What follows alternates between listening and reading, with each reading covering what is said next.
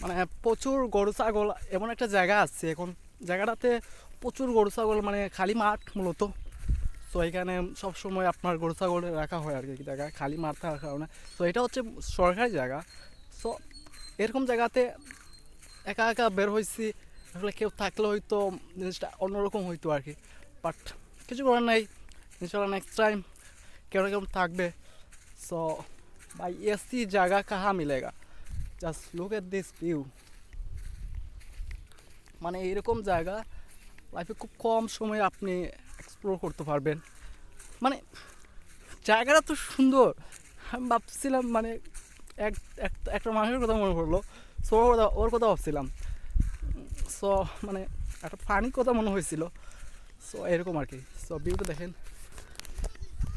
Just like this view. অসাধারণ একটা জায়গা।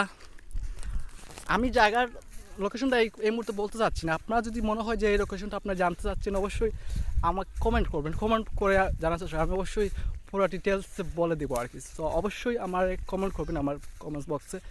বা এই জায়গাটা আসলেই অনেক সুন্দর ছিল আর কি। আমি 360 ডিগ্রি দেখানোর চেষ্টা করব। অ্যাকচুয়ালি জায়গাটা অনেক সুন্দর ছিল। সো